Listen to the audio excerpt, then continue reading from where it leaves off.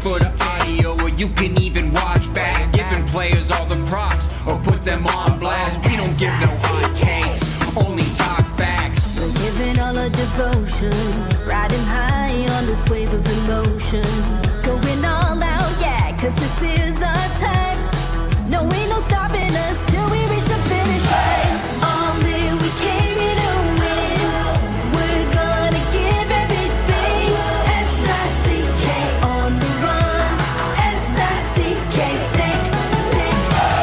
On fire, we're ready to fight. We'll bring the house down tonight. S-I-C-K on the run. S-I-C-K, sick, sick.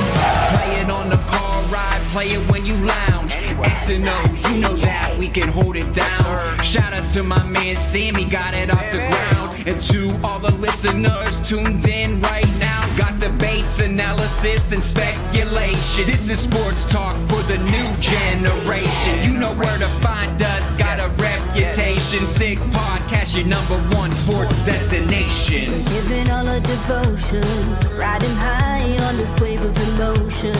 Going all out, yeah, cause this is our time. No, ain't no stopping us till we reach the finish line. All in, we came here to win. We're gonna give everything. S-I-C-K on the run. S-I-C-K, sick, sick. On fire, we're ready to fight. We'll bring the house down tonight. S-I-C-K on the run. S-I-C-K, sick, sick.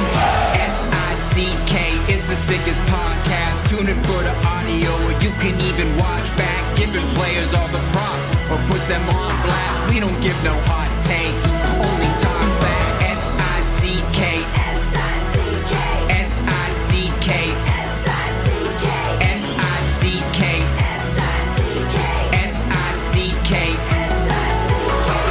all in, we came here to win. We're gonna give everything.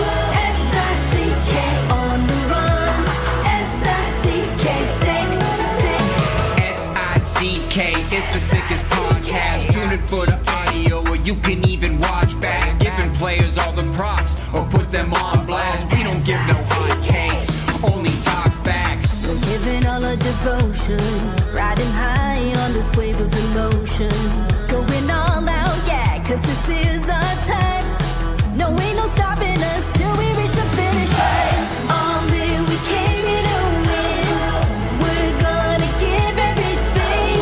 S-I-C-K on the run. S-I-C-K, sick, sick. On fire, we're ready to fight.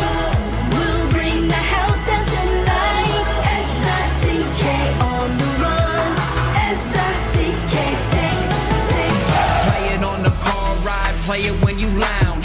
X and O, you know that we can hold it down. Shout out to my man Sammy, got it off the ground. And to all the listeners tuned in right now, got debates, analysis, and speculation. This is sports talk for the new generation. You know where to find us, got a reputation. Sick podcast, your #1 sports destination. We're giving all our devotion, riding high on this wave of emotion. Going all out, yeah, cause this is our time. No, ain't no stopping us till we reach the finish line. All in, we came here to win. We're gonna give everything. S-I-C-K on the run. S-I-C-K, sick, sick. On fire, we're ready to fight. We'll bring the house down tonight. S-I-C-K on the run. S-I-C-K, sick, sick. S-I-C-K, it's the sickest podcast. Tune in for the audio, or you can even watch back. Giving players all the props, or put them on blast. We don't give no hot takes, only talk back. S-I-C-K, S-I-C-K, S-I-C-K, S-I-C-K, S-I-C-K. S-I-C-K. Turn up your volume. Because you're about to listen to The Sick Podcast. With Tony Marinaro. 55 seconds left in the penalty, a minute and 27 seconds left in regulation time. Boston 4, Montreal 3. Lafleur coming out rather gingerly on the right side. He gives it into Lemaire, back to Lafleur. The sickest Montreal Canadiens podcast. You're in the spot! Sports entertainment like no other. Rejoint, on lui fait perdre la rondelle, une passe devant. Et c'est le dégagement et ce sera la victoire des Canadiens.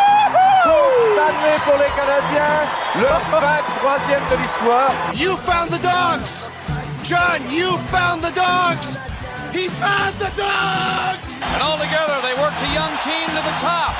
And now, a 24th Stanley Cup banner will hang from the rafters of the famous Forum in Montreal. The Canadiens win the Stanley Cup! Brought to you by Energy Transportation Group. Driven to be different. La Vida Tibi. Embrace your true nature. And Playground, your premier gaming destination. It's gonna be sick. It is going to be sick. Last night was sick. The night before was sick. It's all sick nights on the Sick Podcast. I'm Marinaro. Moi, Io, with you for at least another hour to wrap up NHL Draft 2023. Thank you all for watching on YouTube Live, Facebook Live, Twitter Live. Subscribe to our YouTube channel if you haven't already. It's absolutely free. Want to send special thanks to our partners and our sponsors, Energy Transportation Group, recently named by Deloitte and CIBC as one of Canada's best managed companies, the country's leading business award recognizing innovative and world-class companies. The best managed Canadian companies designation fuels Energy's purpose of creating progress for their customers, their employees, their communities. Join a winning team and check out Energy's career page for available opportunities. Thank you, Energy. Also brought to you in part by Playground, your premier gaming destination. Experience the world-renowned poker experience with free food. I like that. And drinks, like that, at their cash game tables. A bad beat jackpot approaching $1.8 million. Weekly promotions, daily tournaments, and unmatched customer service. Why play anywhere else? Located just over the Mercier Bridge, only minutes from downtown Montreal. Playground and brewed in Quebec and a winner of a dozen international awards.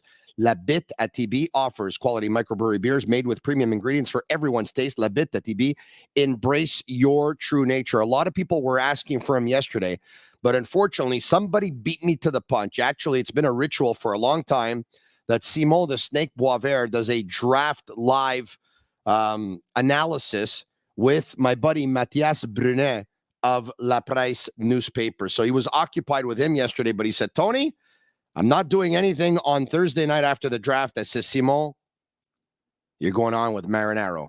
There he is. Simon, the Snake Boisvert. Hi, Tony. Hey, I saw that picture that you put up with, hello, Simon, with Mathias Brunet.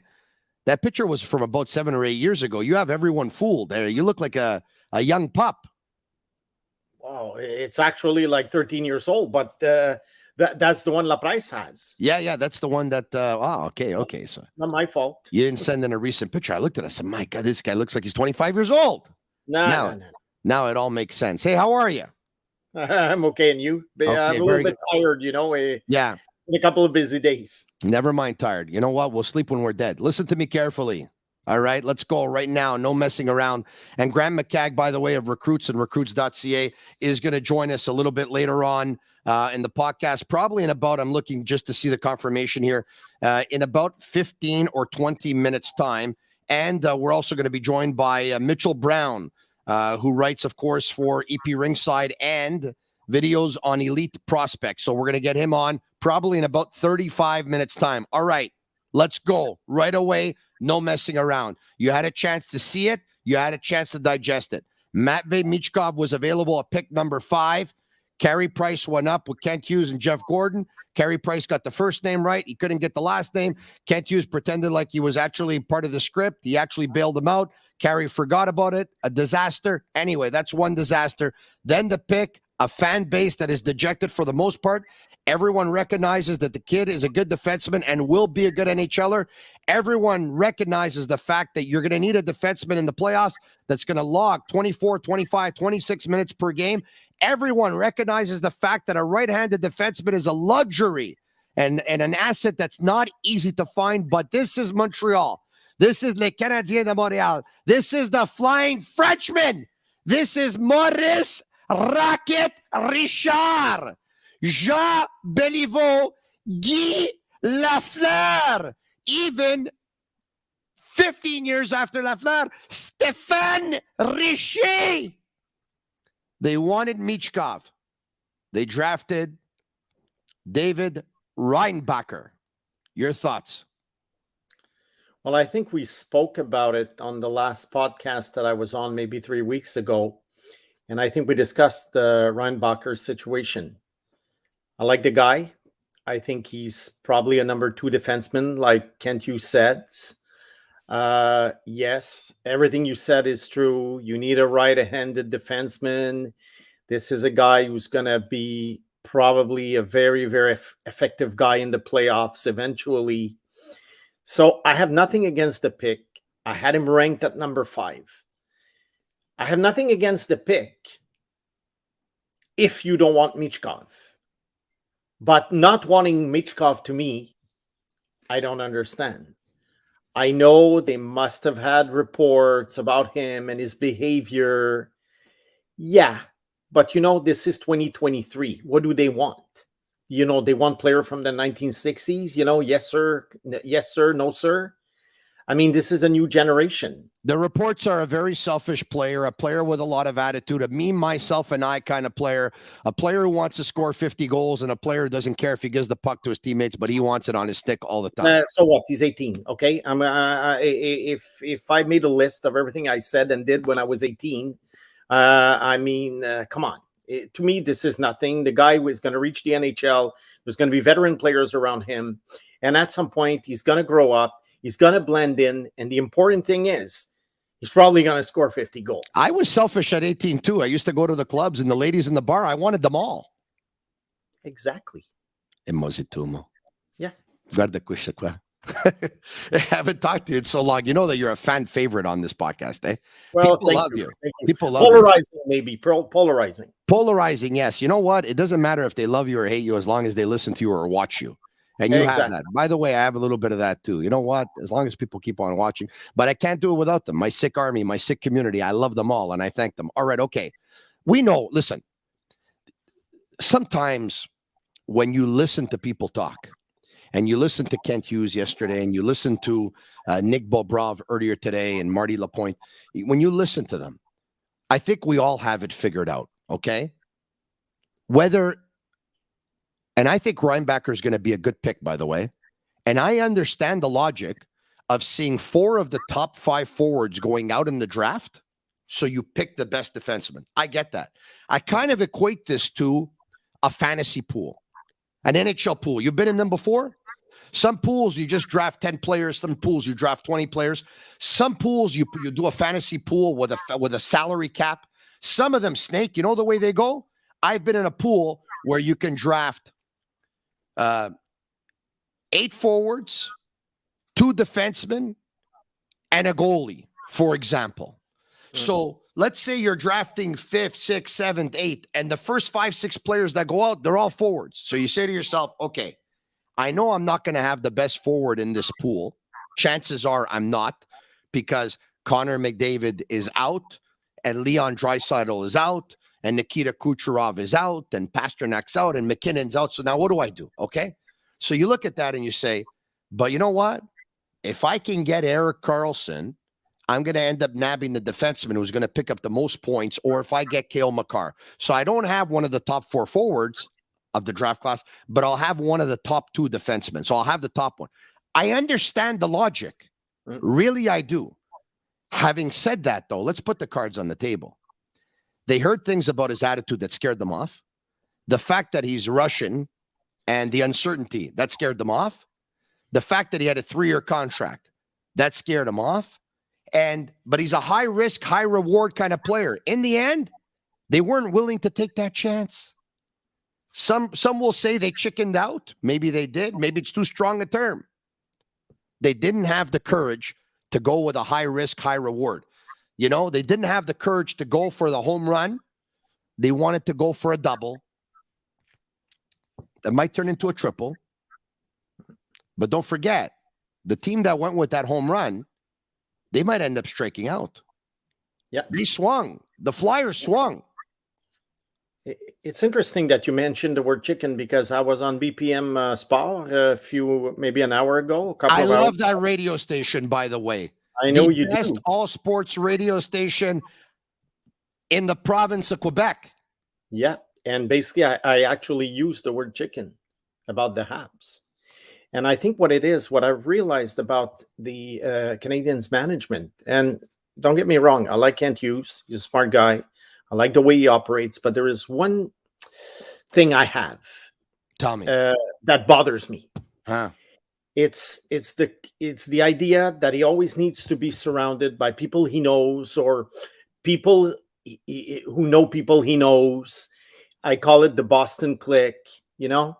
So at some point, New Hook played in Boston College.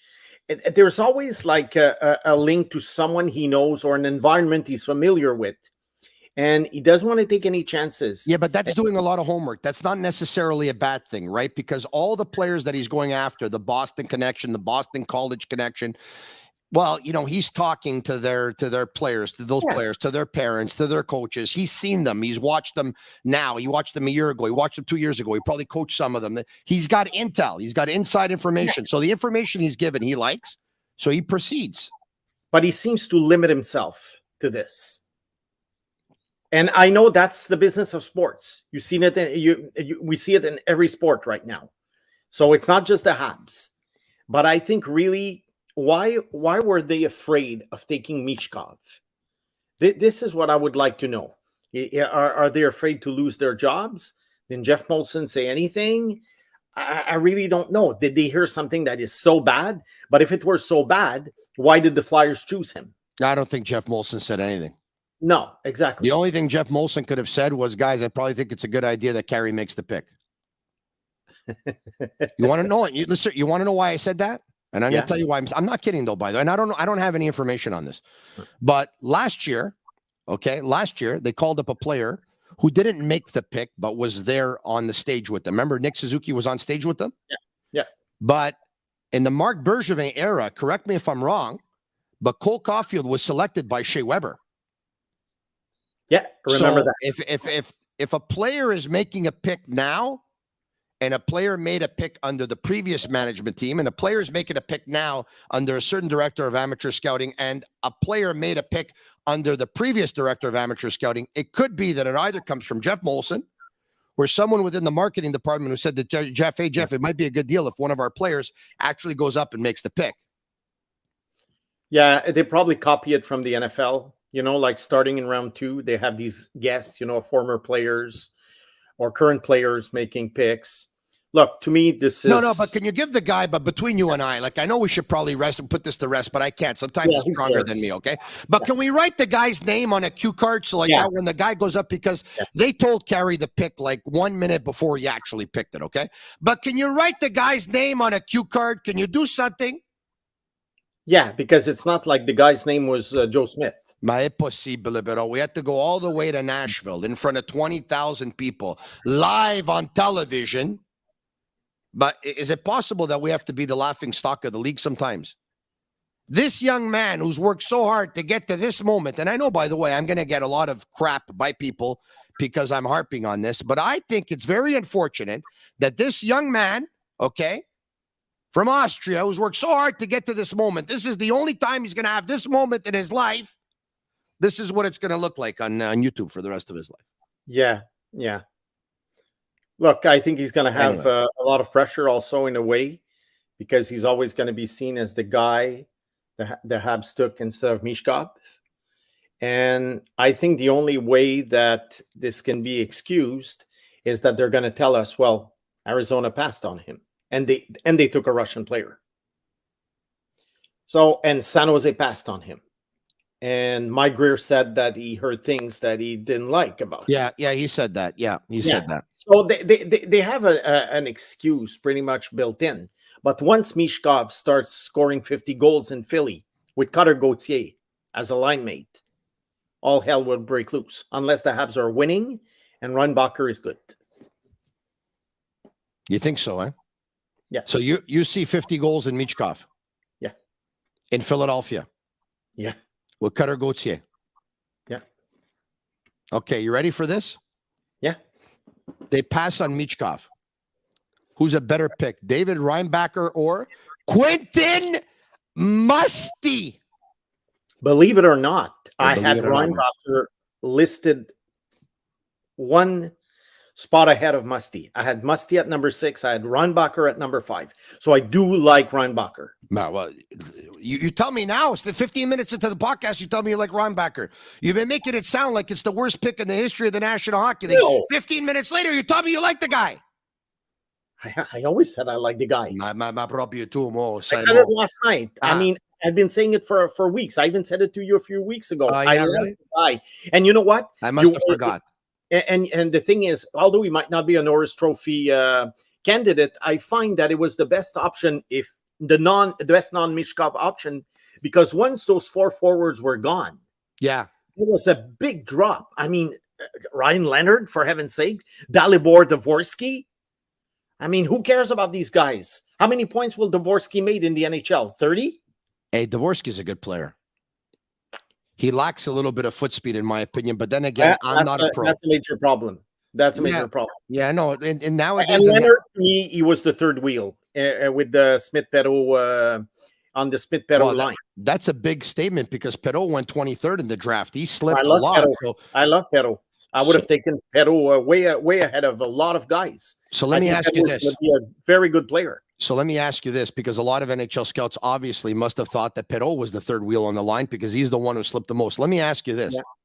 Were the Montreal Canadiens better off making the trade for Alex Newhook and trading their 31st and 37th and Janny Fairbrother, or not making that deal or making a different kind of deal, still maintaining pick number 31 and using 31 and something else yesterday to dangle it to try and get up and draft Perreault or Quentin Musty? Well, it takes 2 to tango. So I don't know if the 31st pick and the 37th would have given them, let's say, the 22nd pick to get Musty. Maybe, maybe not. I think they would have been better off with Musty than Newhook. That's the short answer. Have you been on a panel with my buddy Grant McCagg before? No, but I do know Grant. Yeah. And although we don't always agree. Yeah. You don't always agree? No, of course not. Well, have you ever seen 2 draft analysts agree on everything?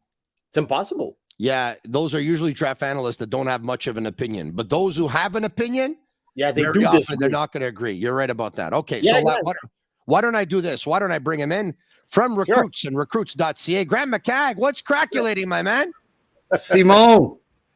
Hi, Grant. So great to hear that you had Reinbacher ahead of Musty. I think that great pick. Right? Yeah. That's what that means. Zing, zing, hey, zing, zing. Grant comes in already. Zing. 1-0 McCagg. 1-0. Zing. All right. No, I'm glad that you had him top 5, because most NHL scouts have him somewhere between 4 and 8, or 4 and 10 anyways. The public lists don't always, don't always match the NHL list. That's for sure. Guys, it'll shock you sometimes how different they are. Because one public list comes out and everybody else sort of copies it and just plays with it. Like number 4 becomes number 6 and everything. That's why these public lists, I don't really care because they're just copycats. Yeah, some of them are. That's true.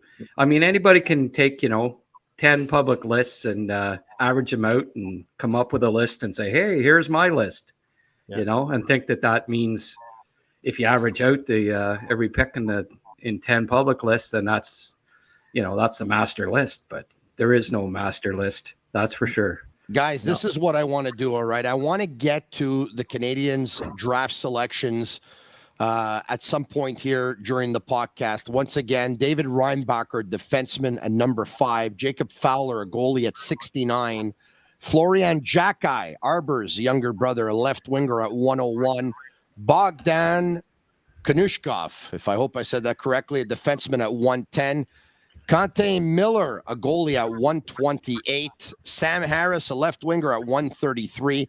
Yevgeny Volokhin, a goalie at 144. Philip Eriksson, a center at 165. And Luke Middlestad, a defenseman at 197. I want to get to them later, but before I do, why don't we do this? Earlier today, Nick Bobrov asked about why Reinbacher and why not Michkov. Let's listen to him. Curious on the reasoning for the Reinbacher pick yesterday, how you felt that was the right pick in that spot with what was available, just how the thought process worked, please. Yeah, sure. Obviously, it's no mystery to anyone how difficult it is to acquire certain assets, what it takes to acquire them. And we all watch the playoffs. And I think for 2 months of the year, we get reminded what works and what wins. Then maybe we tend to forget for 10 months, and then we get reminded again.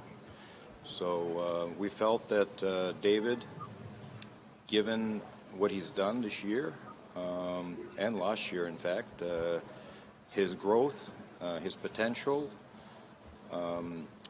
are very, very intriguing and extremely difficult to obtain. We see that every draft, teams trying to trade up and get that guy. So we were fortunate that he was there for us, and we have very high hopes for him.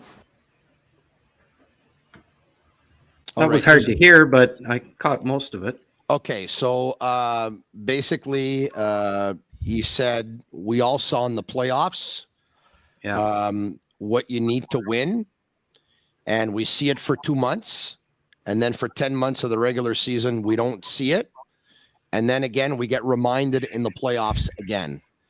He talked about how difficult it is to obtain an asset like that, and I think he's obviously talking about a defenseman with size, a right-handed defenseman who can log a lot of minutes and possibly be a top pairing guy.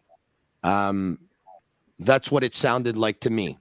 So on that note, though, I think it's all fair what he said, guys. But hold on a second. And by the way, I so love listening to Bobrov. He comes across as, you might not like him as a scout. Some may do, some may not. But he's intelligent. He's intelligent. I like his rationale. Like the way he thinks makes sense. It might not always translate into the best pick, but I think it makes sense. And the reason why I think it makes sense is because I think the same, and I think I make sense. Okay, now let me get that out of the way. You guys, you can't always, though, when you want to pass along your point, try and use a certain reasoning, and then as an organization, you do the opposite. Let me explain.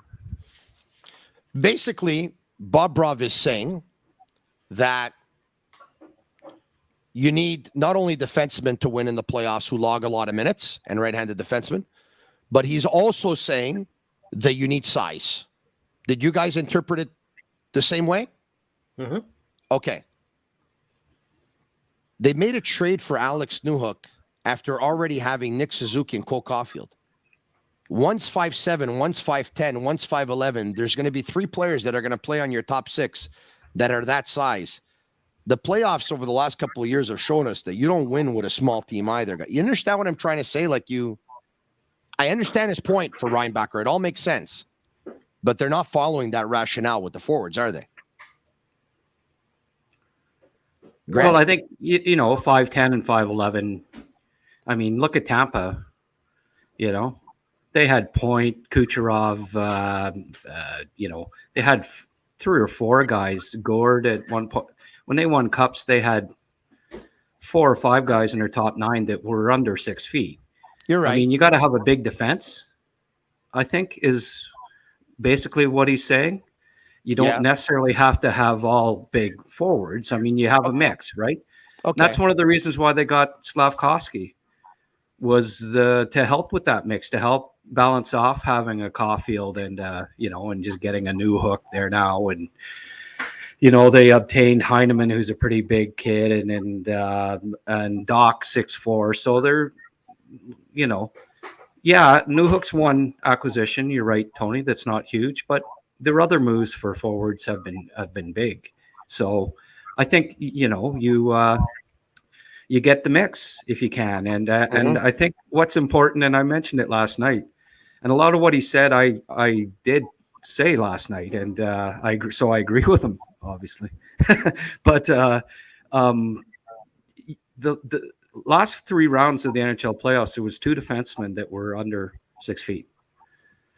So, that's important that you have size on the blue line. There's the odd exception, obviously. Yeah. But you can't. I think without saying it, he's saying he's not sure that Michkov is going to be necessarily help you win a lot of games. We'll get to that. Get a lot of points, but will he? Is he going to be a consummate team player, two-way player that helps you win at playoff time? How many one-way skill players were there playing in the finals up front? Were there any on either team that you could just say don't play well defensively? I don't think there was one. Phil Kessel. You have to buy in. You have to buy in 100% to win 4 rounds in the NHL playoffs. And I don't know that Bobrov thinks that Michkov is going to be one of those guys. But Phil Kessel is that kind of player, though, that you're talking about. But I agree with your point. But do you agree with me that Kessel is that kind of player? And I get it at this stage of his career. Well, Phil Kessel played with Malkin and Crosby. I think that had something to do with them winning a cup. It wasn't. They didn't win a cup because of Phil Kessel. He was a secondary part. But you asked a question, I answered it. Right? Well, no. Your point is well noted. You're right. You usually don't win championships with guys who are known as, guys who play for themselves more so than they play for the team, right? Right. And I don't think Phil Kessel played poor defensively in those cup runs. He played pretty well all around. He's not noted to be. He's not a defense first player, but their third line, the whole line was effective, and he wasn't a sieve defense. He was better defensively than Nail Yakupov, the last great 5'10" Russian that was drafted. Yeah, no, you're right about that. But let me give you another Russian player, and let me ask you if either you gentlemen think that this player that I'm going to talk about was that kind of player. Selfish, me, myself, and I, me before the team. Okay? Ilya Kovalchuk, yes or no? At the beginning of his career, he was. Yeah. And then at some point, he became more of a team player. So they possibly passed on a Kovalchuk yesterday, thinking that a Kovalchuk type player, they won't be able to win with a guy like that. Well, Kovalchuk was 6'3". There's a little difference. Difference there too. There is. Would you put Kovalev in that kind of category? Again, big guy. Kovalev could power through people. When he put his mind to it, Kovalev was a runaway train. He won with power, and you couldn't stop that. Like, his size and speed and power is not something that Michkov has. It's going to beat you with finesse, but maybe to a certain degree power, but not like Kovalev. He's not that type of player. Yeah. The one 5'10" Russian winger that has had success in the last 8 years was Kaprizov, but it was after 5 years. It was after 2 GMs got fired, and they still haven't won a playoff series 8 years after he was drafted. So do you draft Michkov and 8 years later you haven't won a playoff series? But hey, last year he scored 100 points for us. Yeah. Well, give me a playoff team that wins some series. Snake, Grant brought up a fact. As a matter of fact, he brought up a couple of them. There weren't too many defensemen that were undersized that were left playing in the playoffs down the stretch. Sure. And every team that wins the Stanley Cup, at least in the last 5 years, has had a horse on defense who plays 25 plus minutes a game. You need one of those guys. I mean, Vegas Golden Knights don't win the cup without Pietrangelo. Forget about it. It's not happening. Sure. So, some people are looking at this pick as the end of the world. Is it really the end of the world? Really? They probably got the best defenseman in the draft. Yeah, he's no Cale Makar, obviously. But yeah, he was the best defenseman in the draft, I think, by far, by the way. Oh, you think by far? Oh, yeah, by far. By far, because he's a complete guy. You take guys like Pelika, Sendin Pelika, the Simashev, Gulyayev, that was drafted by Colorado. I mean, they're talented puck movers, but who knows if they're going to make it? Who knows if they're going to be good? There's a lot of question marks over these guys. Whereas David Reinbacher, there are no question marks. This is, in my book, like Kent Hughes says, a number 2 defenseman or a number 1 defenseman on a weaker team. One more clip. Defenseman maybe on a cup-winning team. One more clip from Nick Bobrov, this time asked about, okay, so you told us why Reinbacher, but basically why not Michkov? Listen to this. Why was that element prioritized over maybe the other ones that do also win in the playoffs? I think in this case, there were not only attributes that we loved in the player, but the knowns that we have in the player versus many of the unknowns that may exist with others. And again, it's a very, very difficult asset to obtain. We felt that it was the right place, the right player, and we're building a culture. We want certain things that permeate that culture as we keep building this.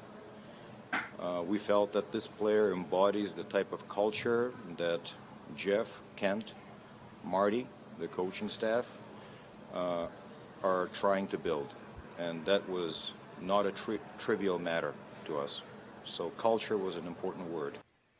All right, there you have it. Basically saying, and not talking specifically about Michkov, but you got the feeling that he was, when asked about, okay, you talked to us about the assets that Reinbacher has, but how about the assets the other players have? And he says, listen, it's a player that we know compared to other situations where we don't know, where there's a lot of unknowns. So A, there's unknowns, and B, the other thing is we're trying to build a culture here. And this player that we chose fits in that culture that Jeff, Kent, and Marty want to have here. And so he's a perfect fit. And there you have it.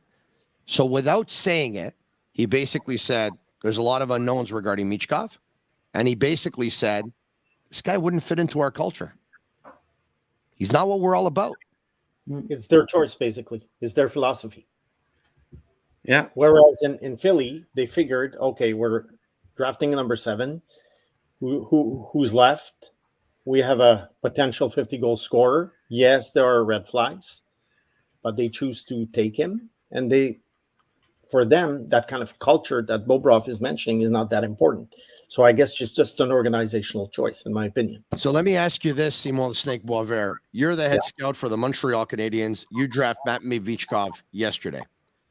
3 years from now, he joins the team. He gets the camp. The players find that he's a prima donna, this, that, whatever. He's all about himself. Marty St. Louis is still the coach. He's going absolutely nuts. This guy's alienating everybody. He doesn't want to pass the puck to anybody. He's hogging the whole time. He's staying on for extended shifts and all that stuff. How do we fix this? Well, I'm the head scout. I'm not the guy who's supposed to fix these things. So probably what happens is that I lose my job. Philadelphia doesn't have a Suzuki, Caulfield, and Slavkovsky already on the team under 24 years of age and Doc.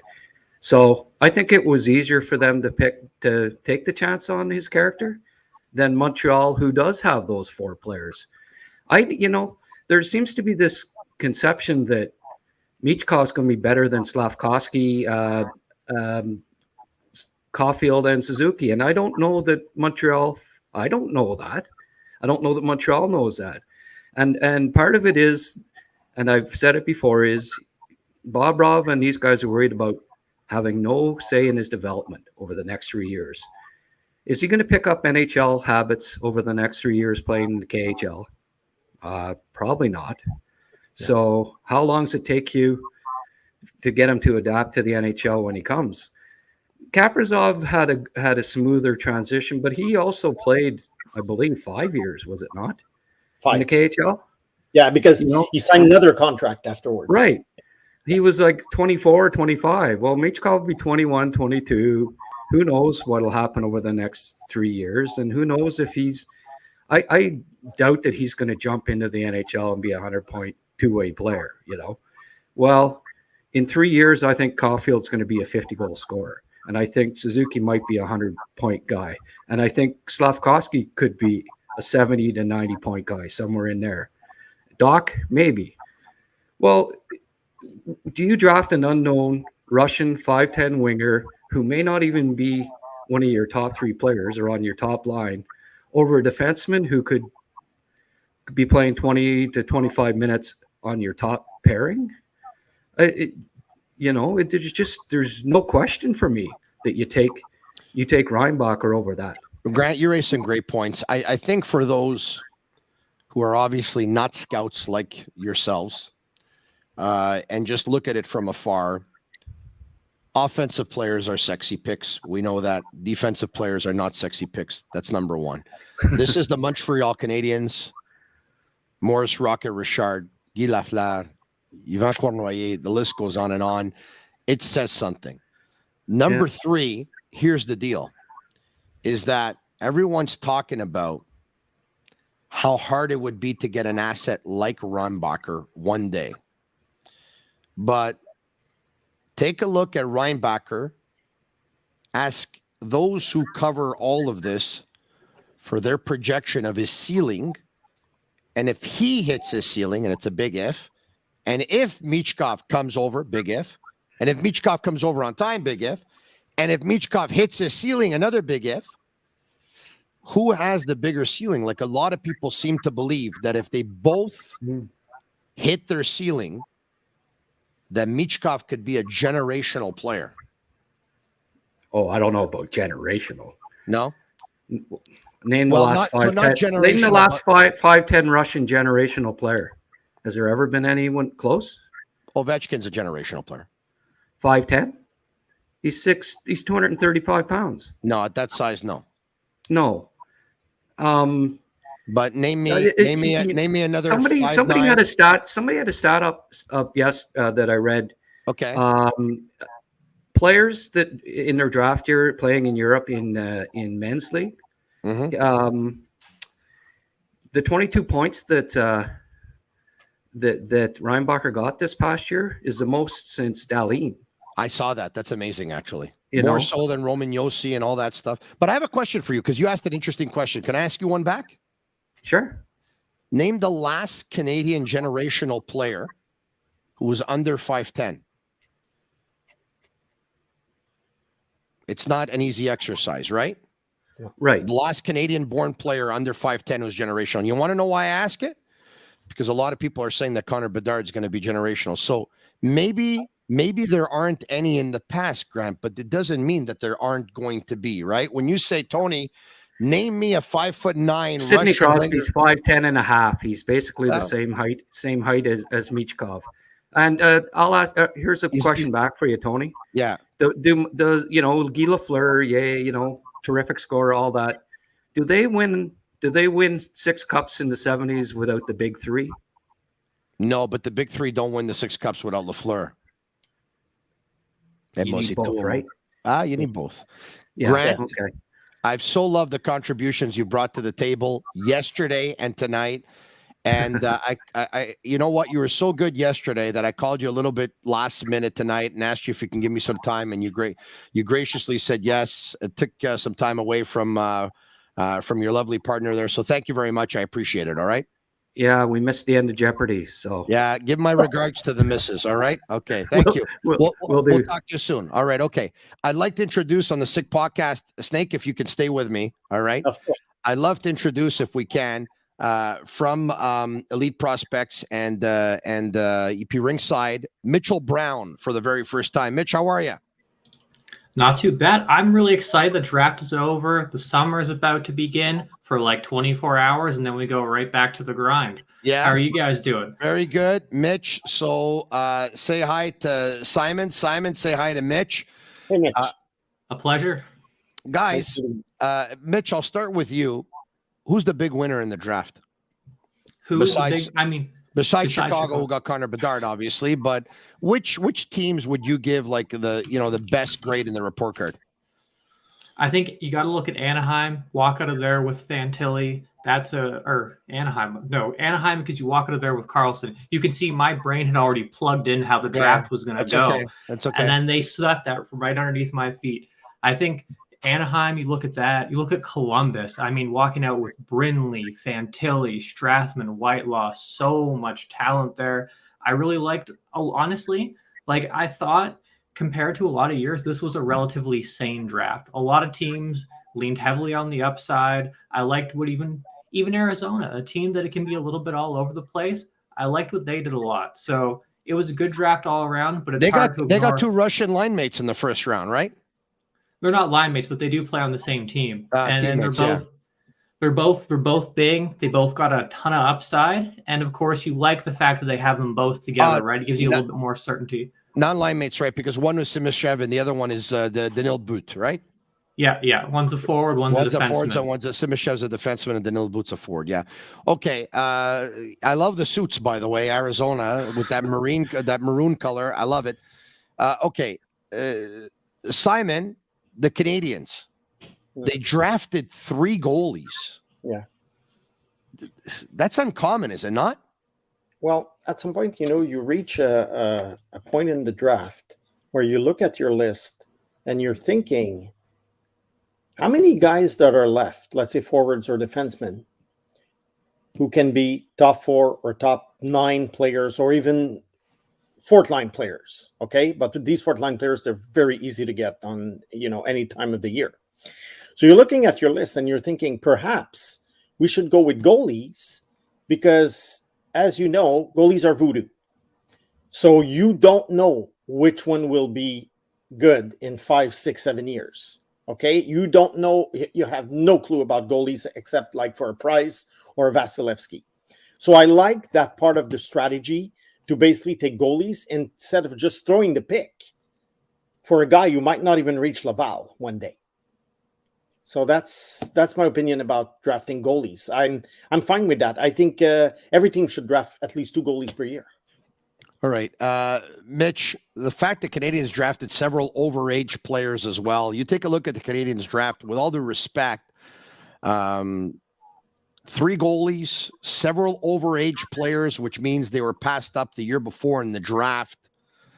Can you deem this draft successful for the Canadians?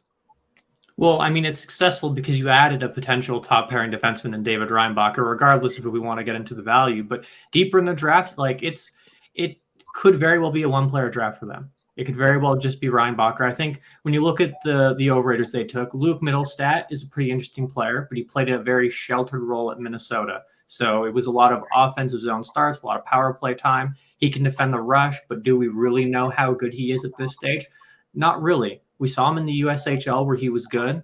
We saw him in the NC. We saw him at the World Juniors where he was good, but in a similar role. And so there's a long runway there. I like the Sam Harris pick in a vacuum. I think there was more upside available, but this is a rough and tumble power playmaking winger with a nose for the net. He can bring players towards, pass through them. He's physical. He gets open inside space, and he's going to Denver. So while he lacks some skating, while he lacks some pace, he's going to a school that is very good at getting a lot of value out of players in his archetype. Look at Carter Mazur, who's a very interesting prospect coming out of there, who didn't have a big name coming in, and now he's going to leave as one of the best players in the NCAA. And then the Florian Jacki one is, of course, I think the one that everyone is kind of talking about on Twitter a little bit. Re-entry, didn't score a lick this year in the OHL. I think to his credit, he's more talented than that. He's good around the net, deflecting pucks and creating chaos and so on. There's value in that, especially when you're strong in retrievals, you're physical. It's just that he doesn't have much ability to separate from opponents, not much of a skater, not much of a handler. And while he is tough as nails, I wouldn't want to meet him in an alleyway by any stretch of the imagination. He's certainly not his brother in the physicality department, at least not yet, but that could be linked to skating. So I got it. Yeah, These Mitch, are some low upside guys. Yeah, for sure. I want to get back to round one if we can in last night, because there's a player that intrigues me, right? Somebody whispered in my ear some time ago about a player, and I'd love to get your thoughts on Quentin Musty. He is a very interesting player, a bit of a riser throughout the year. I think there was some off-ice stuff, nothing too major, nothing unusual, but there were just a lot of whispers of attitude issues and so on. And then he quashed all of that with his play in the second half. He improved defensively, he improved physically, and then the skill is top 10. The puck handling, the shooting, the playmaking. He's a guy who I think we're going to look back on this time next year. Why didn't he go top 15? This time next year, we're going to look at him and say, why didn't he go top 15? Oh, yeah. That's right. He's a top 10 skill, in your opinion? Yep. I have a buddy of mine who had him at number 6 on his list. What do you say to that? I disagree with that, but I respect it and I understand it. Wow. You know who my buddy is? That guy right there. There we go. We got the Quinn Musty fan club right now. I love this. Yeah. Oh, Tell him, question. Snake, tell him why you love Musty. Not only the fact that he was a 1.5 point per game guy in the OHL, which, you know, we all agree it's probably the best junior league in the world. And it's also a very projectable league, I find. You look at forwards from the OHL, and they're way more projectable than guys from other countries or other leagues. Because I don't know. I don't know how to explain it. But to me, it's much easier to project these guys. And Musty, I like the size. I like the skills. I like the shot. He also has a great pedigree, although it doesn't matter at some point. But he was still the number 1 pick overall in the OHL draft a couple of years ago. And I don't know. He oozes skill. And I really don't understand why this guy went 26. I would have understood had he gone like 14 or 15, let's say. Because, you know, it's a matter of, you know, you don't like this or you don't like that about a player. I get it. But, and he's not he's a okay skater, but he's not a great skater. So I can understand all this. But 26, to me, this doesn't make sense. And the question is, like we talked about, should the Canadians have traded 31 and 37 to move up and take Musty? Had they found a dance partner, that would have been the move. I'm okay with Newhook, but and Newhook is probably better than keeping 31 and 37. But giving 31 and 37 to get Musty would have been the move, in my opinion. Mitch, who's a better defenseman on your list? David Reinbacher or Sandin Pellikka?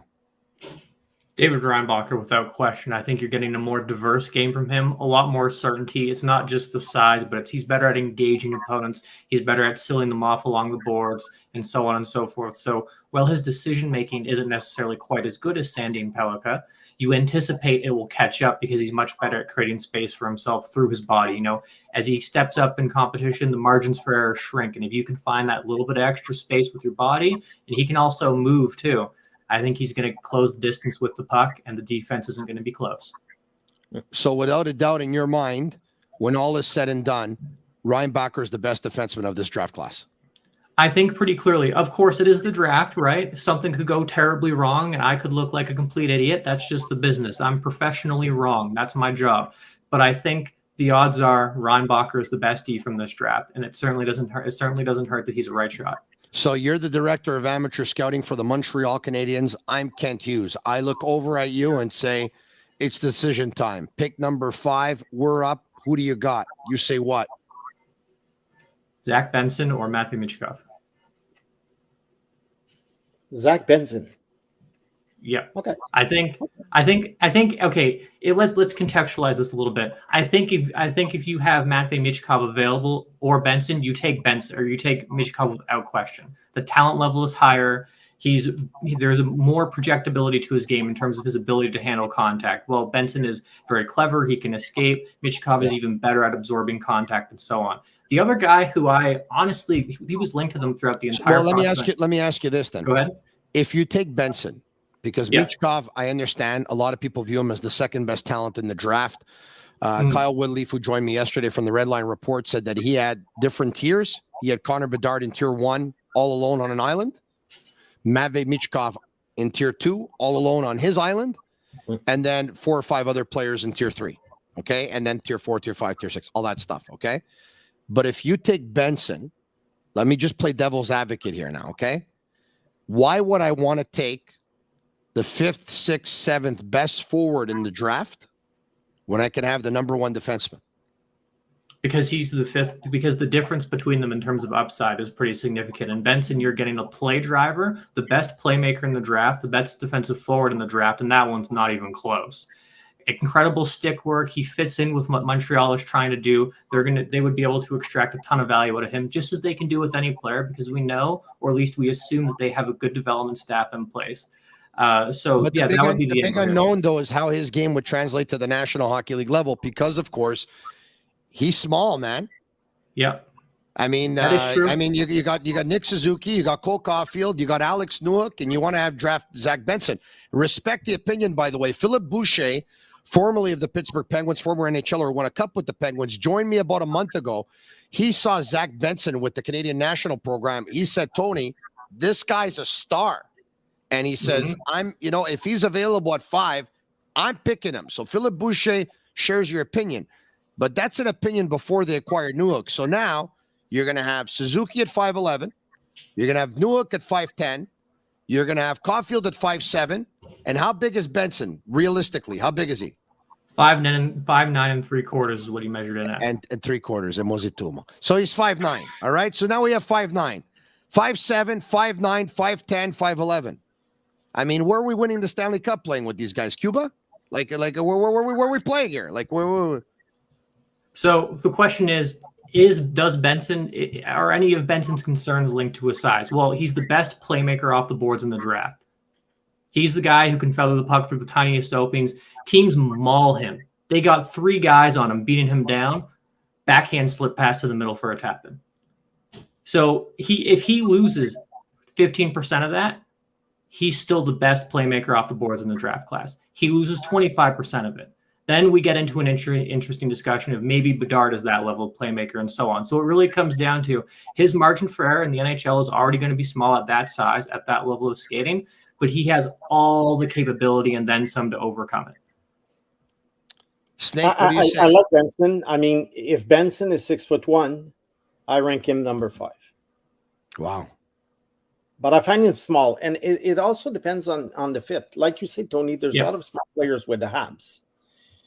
So if you go to a team where basically you're the only 5'9" and 3/4 player, then fine. I mean, you can be a top 6 player and be very, very effective playing with 2 bigger guys.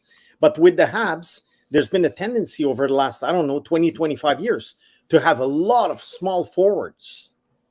And like we talked about earlier with Grant, I'm not sure you win with so many small forwards. So that's the reason why Benson might have not been a good fit with the Habs. I know the small forwards take you to the playoffs because they got speed, they got skill, they got energy. But once you get to the playoffs, no longer a sprint, it's a marathon. You need guys to get over the hump, and the small players usually wear down. Usually. Yeah, I think 1 or 2 per team, and they must be very talented if you want to win the cup. But you can't have a collection of them on your top 6. I know, like when I brought up Suzuki and Caulfield and Newhook. I mean, Grant talked about the Tampa Bay Lightning team that won the Stanley Cup, and he mentioned Braden Point, and he mentioned Kucherov is not big guys, but I mean, with all due respect, guys, Suzuki and Caulfield are not Point and Kucherov, not until proven otherwise, right, Mitch? That's right. Yeah, absolutely.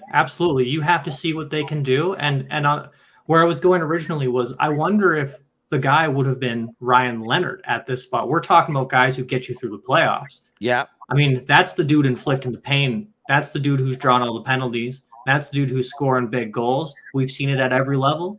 I mean, I think in terms of this draft class, the skill level was a little bit undervalued.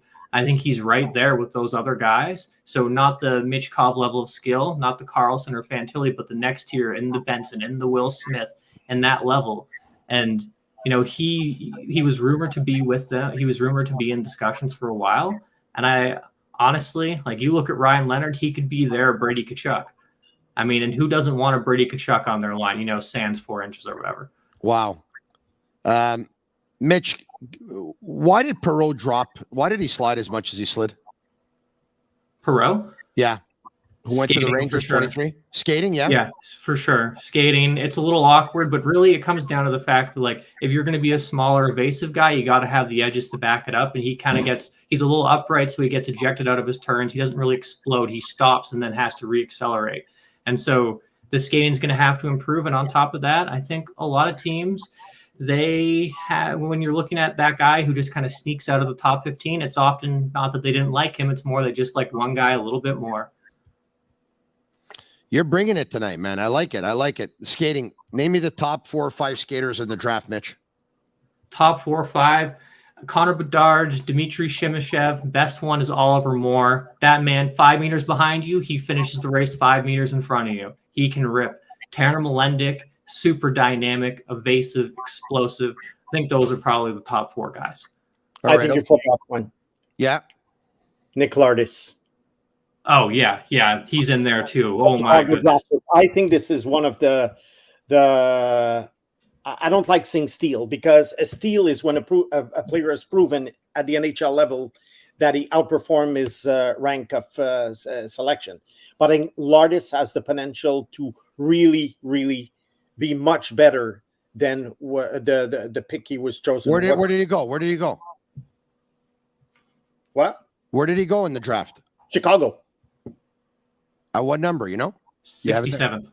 67th, early 3rd round. Wow. This guy normally should have been a mid first round pick in my book. So Chicago was flying this draft then. Chicago's a big winner. That's what Kyle Davidson said, that they're going to build the team on speed. And they did the same thing last year in their draft, with Nazar and Ludwinski, and this year, obviously, with Bedard and Oliver Moore. They want a very, very fast team. I mean, maybe not all of them will become stars, but this seems to be the team philosophy now.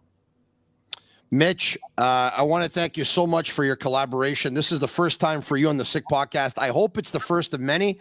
I hope you enjoyed it as much as I did, because I had a blast. We talk about Matvei Michkov. We talk about Connor Bedard. And a lot of people view them as phenoms, right? Phenoms in the hockey world. I view you as a young phenom in what you do. So keep it up, bud. I'll talk to you soon. Really appreciate it, Tony. Thanks a lot. And thank you, Snake, too. Appreciate it. All right, there you have it. Mitchell Brown. Follow him on Twitter at Mitch L. Brown.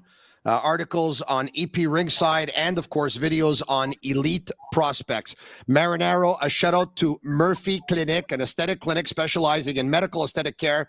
They offer permanent laser hair removal as well as a wide range of treatments for skin problems such as acne, rosacea, fine lines, and more.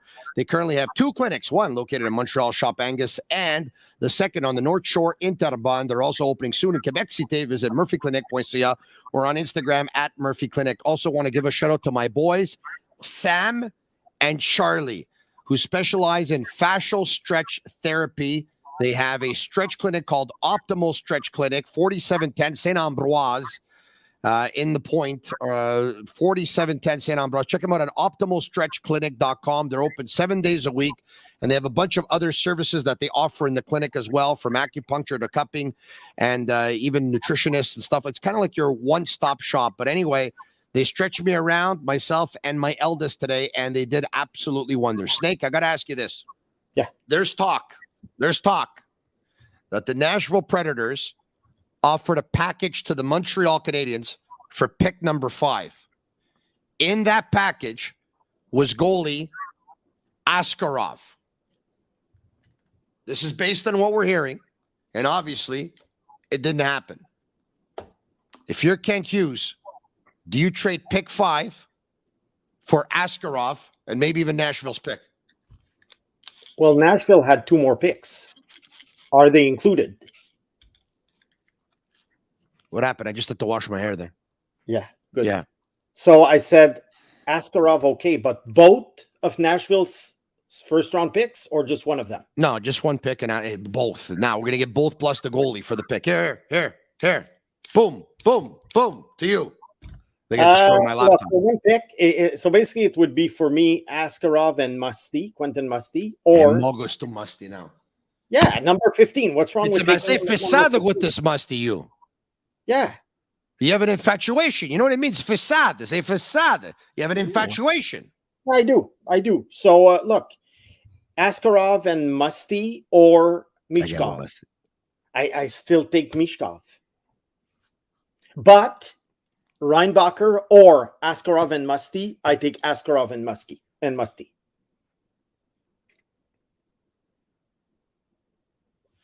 I don't hear you anymore. I think I ruined my laptop by No, I think you're just speechless. Oh, listen, you have an infatuation with Quentin Musty. I saw it like 3 or 4 months ago. Oh, yeah. You had him at number 6 on your list. Yeah, and I stick to my guns. This was one boring draft, though, eh? The Sick podcast now and yesterday was 10 times more exciting than the podcast. Than the draft. Yeah, no trades, nothing. I mean, we're very, very far from the NBA and the NFL. Very far. We're not even in the same conversation. They're on the other side of the street. They're like this. I mean, the NBA trades are absolutely amazing. Hey, NHL, guys, we're over here. And then we're not walking. We're not catching up. And they're like, ciao. See you later. They're too conservative. Too conservative. They don't want to lose their job. They don't see. I mean, if you tell a GM, well, they don't want to lose their job. Who wants to lose their job? I mean, they don't want to lose their job. You want to lose your job?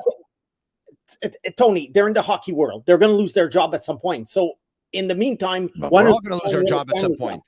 What? We're all going to lose our job at some point.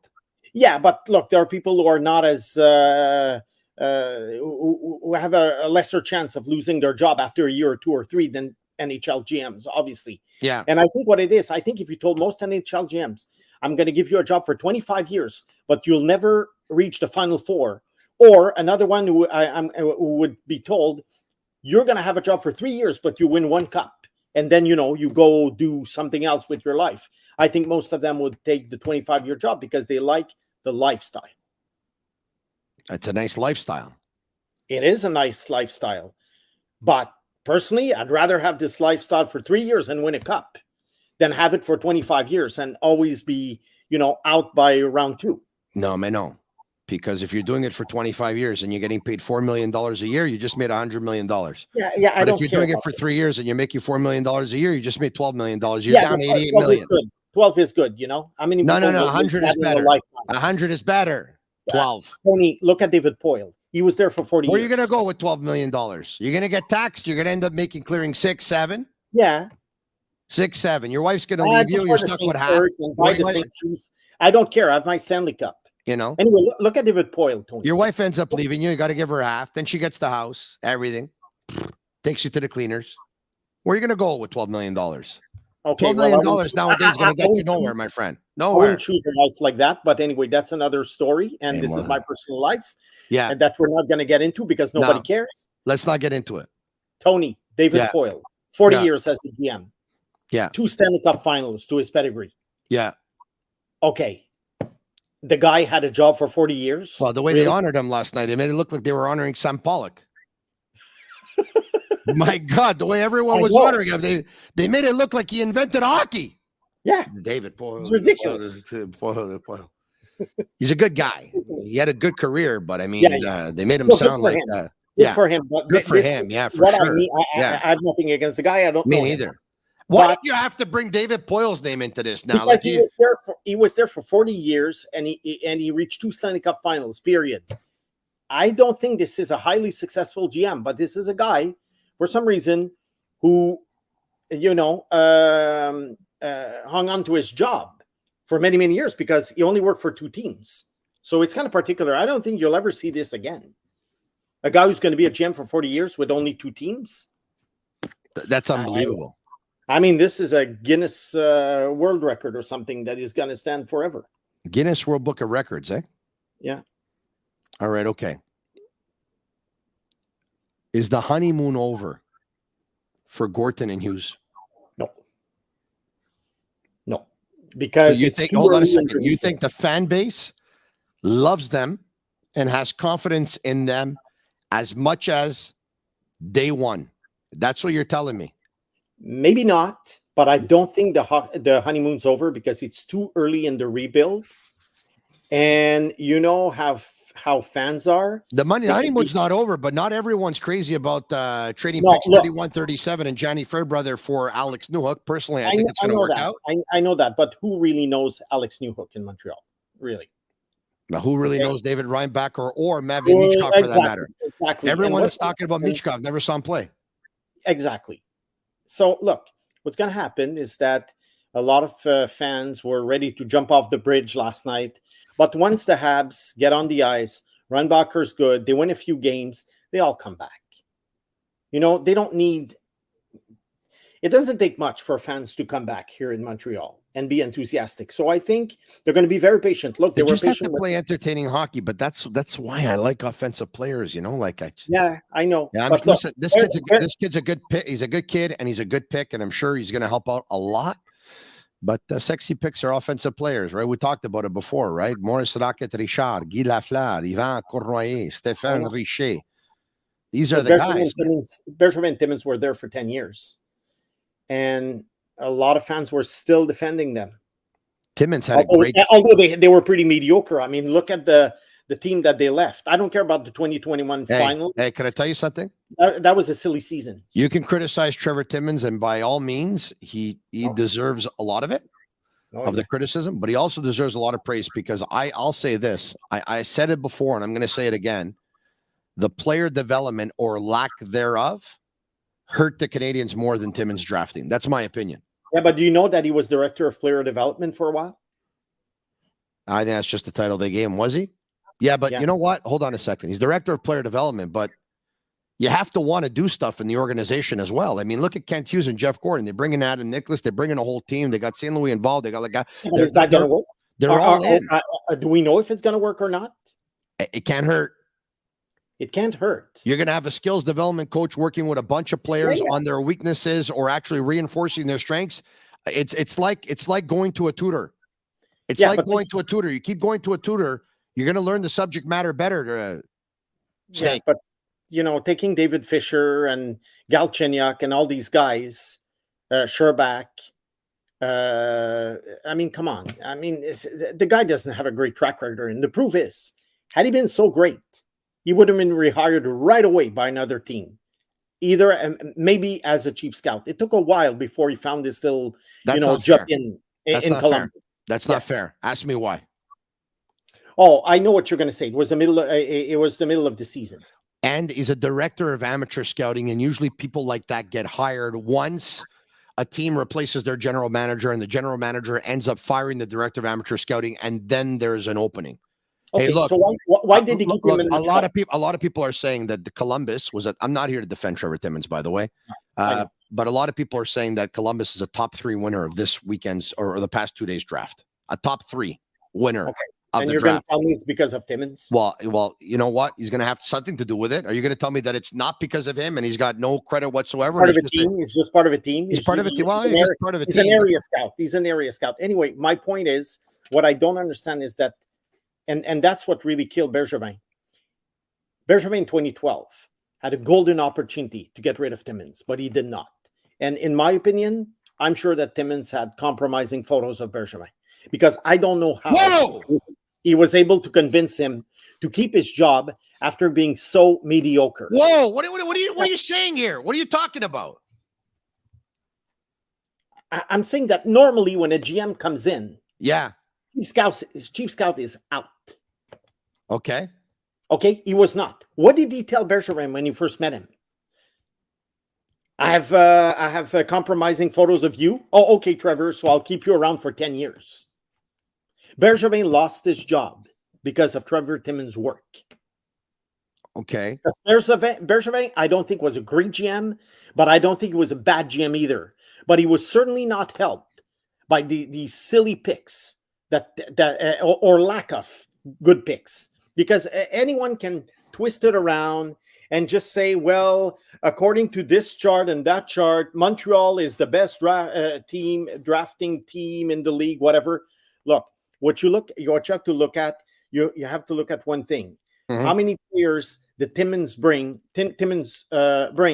over the 20 years that he was around and look at the league average. Okay. You know, on average, there's about 50 players that make the NHL. So now let's just have a conversation just for the sake of having a conversation, okay? Yeah. So the Montreal Canadiens hire Marc Bergevin. If memory serves me well, he was May 2nd, 2012, okay? Yeah. So you say when a new general manager comes in, he usually, makes a move and brings in his own director of amateur scouting, which, by the way, is the case.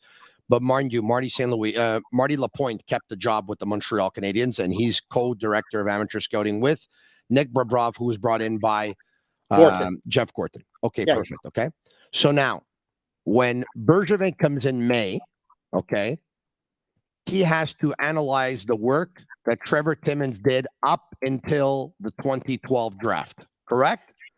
Well, so or maybe... So 2003 to 2011, okay? Yeah. So now you give me a Timmins pick that you don't think worked out during that span. Give me one. A pick that was bad during that span? 2003 to 2011. Just give me a bad pick. Just give me a bad pick, but don't give me pick. Don't give me pick number 122. See, David Fisher is a good one to give me, okay? David Fisher is a good one. So I'll counter and I'll say, okay, well, they picked up Brendan Gallagher 1 year in the 5th round, 147. All right. But so every team finds a Brendan Gallagher at some point. Dallas got Jamie Benn, and they make it as if Trevor Timmins would turn into gold. Any 4th, 5th round pick. He was living, Trevor Timmins was living on the reputation of the 2007 draft and the 5th round pick of Brendan Gallagher. That's very, very thin, Tony. If you want to win the Stanley Cup, the goal is to win the Stanley Cup. By the way, I don't disagree with what you just said. I think you raised some pretty good points, okay? But hold on a second. But there's more to it than that, though, okay? Okay. That 2007 draft that you just talked about, you don't do that by fluke, eh? You remember who they picked, eh? You remember, right? Yeah. Okay. Ryan McDonough, Pacioretty, Subban. Correct. And to an extent, pick 12, pick 22, and pick 43. Yeah. In a span of 30 picks. Home runs. Though that's probably some of the 3 best players I've ever seen drafted by any team. Any team. Okay? Well, look at the 1984, 1987 drafts of the Habs. Was Stéphane Richer and Patrick Roy? Yeah. And Peter Svoboda. And then 1987, Éric Desjardins, John Leclerc, Matthew Schneider. Yeah, those were epic drafts, really. Yeah. Less teams back then, too, though. Yeah, true. Look. But you can't have a career built on one draft. It's like a one-hit wonder. No, but Yaroslav Halak in the 9th round, 271st overall, was not too shabby. Yeah, fine, but any team you can find these guys. But look at I'll tell you something. Yemelin was a pretty good pick at 84. Mark Streit was a pretty good pick at 262. Okay. Sergei Kostitsyn was a pretty good pick at 200. Listen, I grant you that his 1st round picks had a hard time. Yeah, had a hard time. I grant you that's a fact. Tony, I mean, you can build a career over one draft. But Grant McCagg basically told us yesterday that the Louis LeBlanc draft of 2009, that Trevor Timmins wanted Chris Kreider. Okay, so why did we see that paper on the Canadiens table that the RDS cameraman picked, and Louis LeBlanc, I think, was in the top 10? You can go on YouTube and find it. Trevor Timmins always has excuses. And I remember I read an article after the draft where I don't remember what year, but John Carlson was picked very, very late. Yeah, I remember that. Yeah. 2008, yeah. And that pick, that year, Bob Guiney traded the pick to get Alex Tanguay. Correct. And now there's a myth, there's going around that Trevor Timmins wanted John Carlson, and that's what he's saying. But I read an article, and again, it's on the net, where basically he was interviewed after the draft, and he said, "Oh, we tried to move up and maybe for a guy from the queue, but it didn't work out. No big deal." But years later, I wanted John Carlson. Come on, I don't believe everything this guy says, honestly, because Sergachev was a great pick. Sergachev was a great pick. McAvoy would have been better, in my opinion. Not so sure. Not so Huh? sure. Okay, Sergachev was a great pick. Sergachev was a great pick. Yeah. Sergachev was it's not his fault that Mark Bergevin traded Sergachev No, for that's Jonathan not his Drouin, fault. but That's not his fault. But look, go on Hockey DB. Go 2003. you know the till draft pick 2000. of Pat Chiaretti got you Nick Suzuki. You realize that? Okay, but this is Mathias Brunet territory. You know, he starts the trade tree. You know, and basically I understand. in 45 years he's going to say, well, you know, that was Pat Chiaretti's pick. Yeah, we're doing it to have a discussion. Romanov was a good pick. Kotkaniemi was not a good pick. You obviously should have taken Brady Tkachuk. But you wanted Quinn Hughes that draft, I think. Oh, yeah, Quinn Hughes. I was a Quinn Hughes fan. I'm still a Quinn Hughes fan. And I do think that with Quinn Hughes, yeah, the Canadians would not have gone down the standings the way they did over the last couple of years. Cole Caulfield and Caden Gooley were two great picks. Okay, great. And by the way, I know I'm going to get a lot of heat for this, but let's be honest here. Logan Mailloux at 31 is going to turn out to be a great pick. No, Logan Mailloux at 31 is an AHL player, and it's normal because at 31, there's not much left. So I'm not blaming Timmins. But although there were other players available, but I'm not blaming Timmins. You don't think Logan Mailloux at 31 is going to be a good pick? You guys are on drugs thinking that Logan Mailloux is going to be a great player. I never touched a drug in my life. I'll tell you that right now. Okay, well, maybe you should start. Tell me Viagra doesn't count in this conversation. No, Logan Mailloux, Tony, forget it. Hey, I mean, I never touched Viagra, by the way. Ceiling third pairing. I never touched it. Why would I? They say you can go 4 hours for 30 minutes more. Is it worth it? Not worth it. Is your wife listening? You like that one or what?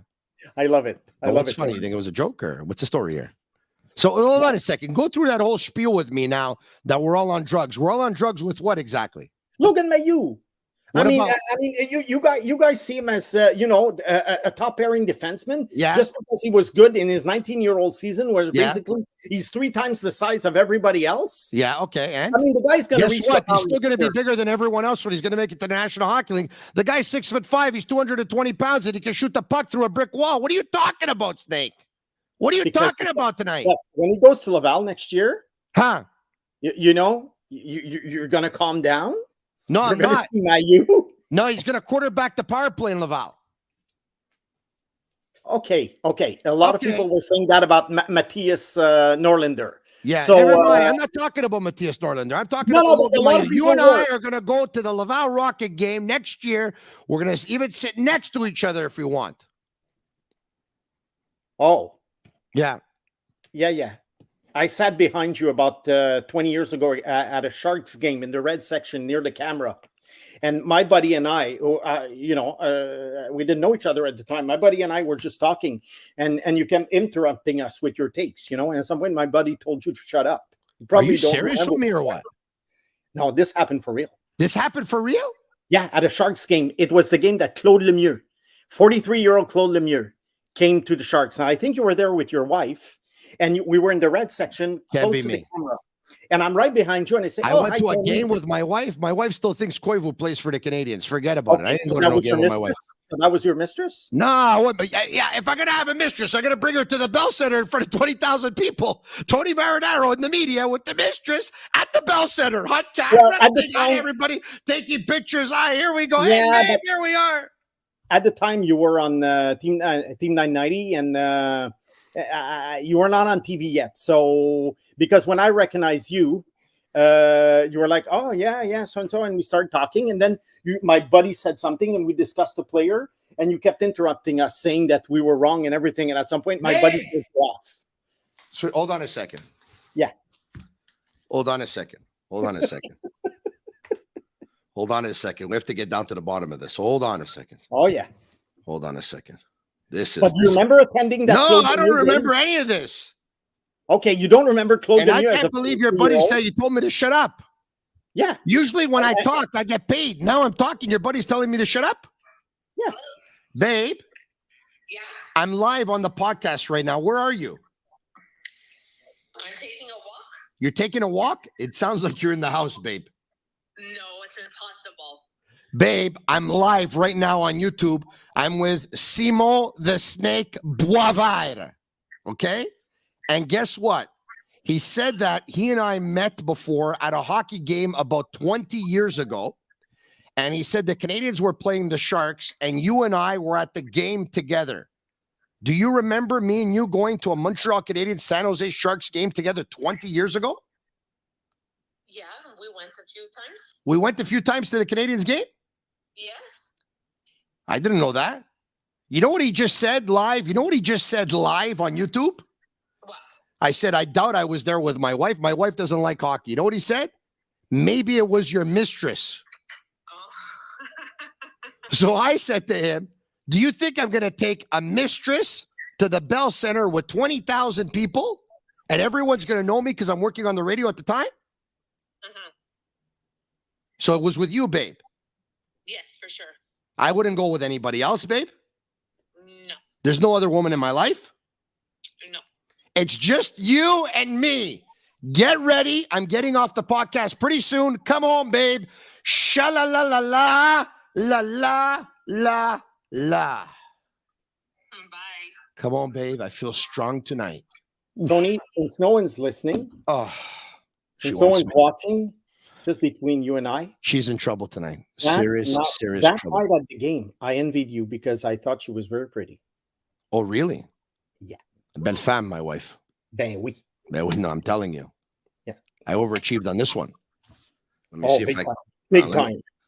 Big time. You know, like on a scale of 10 plus 3 minus 3. I mean, that doesn't work for you. Let me see. Hold on. Let me see. If I can find something, I should have a picture of my wife somewhere, should I not? Or well, did she authorize you to show it? Hold on a second.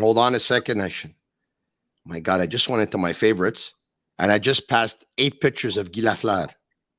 I'm not kidding, by the way. Look at that one. Oh my goodness! Is that something? This is a nice collage. Yeah. That's beautiful. That is. Yeah. Me and the flower. Wow. Yeah. So I have a lot of pictures of Guy and my favorite pictures there. A lot. And I'm trying to find the one of me and the missus, and I'm having a hard time. This is unbelievable. Oh, I just found one of Sharon Stone. We can't show that one. It's a basic instinct moment. Oh, yeah. Why do you have this on your phone? I don't know. What do you have? What you have in your phone? Well, let's just say that if there was a leak like a few years ago, I'm in trouble. What leak? You remember the Apple leak or whatever when all the celebrities, their phones were hacked and all these naked pictures came out? Yeah, Tiger Woods and Lindsey Vonn, you know? Oh, really? Oh, yeah. I Tony's interested all of a sudden. I can't I can't find a picture. I just can't. I really can't.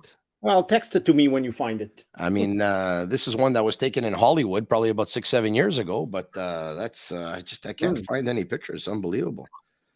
So you think that all of us that think that Mayu is going to be the real deal in the NHL, you think that we're on drugs? Yeah, or you need drugs to forget about that, crazy moment. No, but you're something else, though, eh? I know. You know, and I'm not saying this to get, and contrary to what a lot of people think, I'm not saying this to get attention, Tony. No. You're highly underestimating this player. I'm telling you right now. You are highly underestimating this player. For me, his ceiling is third pairing, and that's his ceiling. I don't see this guy as a top 4 player. I don't see this guy as a power play guy. I see this guy as struggling in Laval the first season, going there for a second season. By the end of the contract, might get a cup of coffee in the NHL. Then after 3 years, we'll see. Might be a third pairing guy. But you know what, Tony? That's normal. He was picked 31st.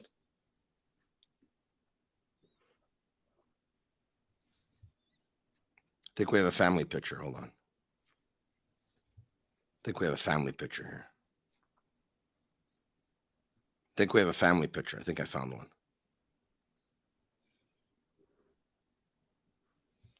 Family picture.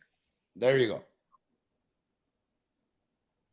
All right. Yep. Not everyone Wow. shows their family, but I just did. All right. Okay. Yeah, you did. That's good. Well, you asked me for a picture now, and Well, no, I didn't ask for anything, but I told you that, it was the Claude Lemieux game. Must have been maybe 16 years ago or something. so I was with my wife, but you were sitting behind me. Yeah. I kept on talking, giving comments, and your buddy told me to shut up. Yeah, because we were talking, and at some point he kind of told you, and he didn't know you. He didn't know who you were. He didn't know me. He didn't know listening me. to Team 990. And at some point he said, look, sir, this conversation is between my buddy and I. Oh, really? And, yeah, that's pretty much what he told you. He didn't say shut up, but he said this conversation is between. You know how sometimes you're in a lineup somewhere, at the store, and you talk to your spouse and everything. There's always one guy or woman, approaching and saying, yeah. Well, that was you. That was me. My wife tells me that I talk a lot. I even think the argument was about Matt Sundin. I'm not sure 100%, but the argument was about Matt Sundin. It was about Matt Sundin. I think so. And your wife was next to you. And I gave my opinion on Matt Sundin. I think it was about Matt Sundin. And anyway, at some point, my buddy got fed up, and I said, "Look, he's a very good sports guy on Team 990." And my buddy said, "What is Team 990?" Well, I said, "It's the English radio station." Blah blah blah. It was a microphone. Yeah. And that's it. He goes, You told him he was a very good guy, though, eh? Very good guy. I did. I like you. That's why when I heard your voice, I like you too. Yeah, I recognized you. I recognized the voice, and I said, yeah. "Is that Tony Marinaro?" Yeah, because you were not on TV yet. So I recognized the voice. I'm like, "Hey," I go, "Are you Tony from Team 990?" And you said, "Yeah." And then I said, "Nice meeting you." Blah blah blah. That's it. Why didn't you give me your number back then? You would have told me, "I'm Simon the Snake Boisvert." I was not the Snake in 2007. I was not. I was like a total unknown in 2007. Oh, really? Yeah. Yeah. The whole story came out with Matthias around early 2011. Yeah. Raw footage is weighing in on YouTube Live. Well, you said it, raw footage, not me. All right. Okay. And so at what point did you become Simon the Snake Boisvert? So yesterday, what were you doing? You and Mathias Brunner on La Presse newspaper? Yeah, on the website or what? You were chatting on the website? On the lapresse.ca website, we were answering questions. Okay. And commenting on each pick. So were you commenting? Were you typing yourself, or was Matthias doing the typing? No, we were both doing our business separately. Oh, you're both doing your business. Yeah, so we were like looking for questions to answer, and Matthias mostly was like, I wouldn't call him the moderator, but let's say he was leading the way by saying so and so was picked. Yeah. And me, I was basically answering questions. What do you think of the New Hook trade? Yeah. What's your top 15, et cetera, et cetera. Look, I know the draft was boring yesterday for most people, but for me, it was 3.5 hours of fun, and I was exhausted at the end of the night. In fact, I'm exhausted. I had 3 radio gigs today, so they're very, very hectic so you're moments. tired. Yeah, but then I disappeared for a year. They never called me during the year. I went for 3 hours and 45 minutes straight last night. By the way, no commercials. I know. I made Grant talk for about 30 seconds, and I went to do number 1. And I came back. No commercials for me yesterday. 3 hours and 45 minutes straight. Great job. The last time that happened was the honeymoon. I thought it was 4 hours and plus 30 minutes, whatever you just said. Yeah. No, 4 hours. Okay. Yeah, sure. 3.5 hours, 4 hours. You know what they say? Hey, it's not the quantity, it's the quality. Of course. Hey, you know how many people are watching right now on YouTube Live?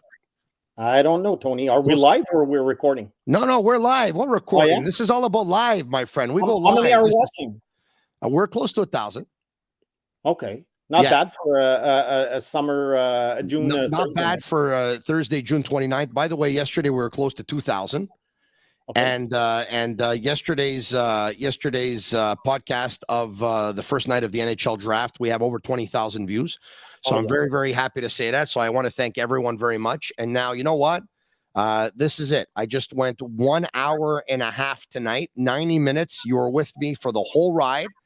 And I want to end it now. This way I can always keep people on their appetite and they can keep on asking for more. You know what I mean? Yep. The next time we'll do a show, I'm going to try and get Quentin Musty to join us. You better. All right.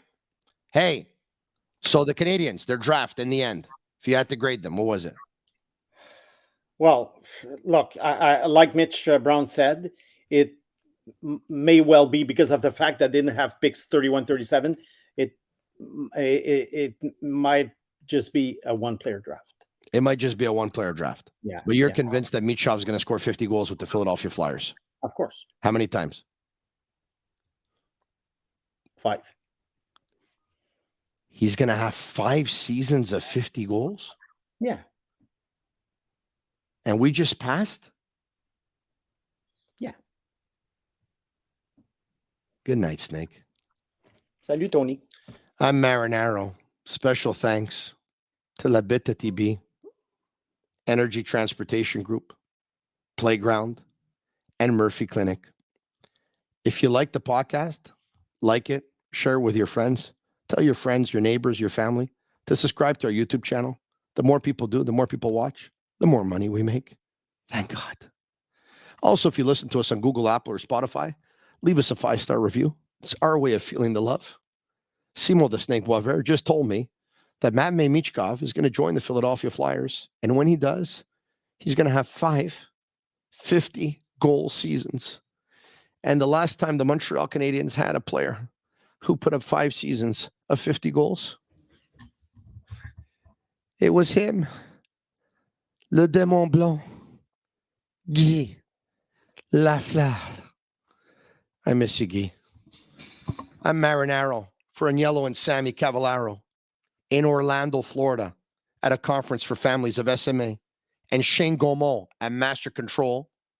You're listening to the Sick Podcast, the sickest podcast in Montreal, in Quebec, and in Canada right now. We're taking over the world. And that's a wrap. Hope you don't miss us too much until next time. Follow the Sick Podcast with Tony Marinaro on YouTube, Instagram, Facebook, Google Play, and Apple Podcasts. The Sick Podcast is brought to you by Energy Transportation Group, driven to be different. LaBie.tb, embrace your true nature. And Playground, your premier gaming destination.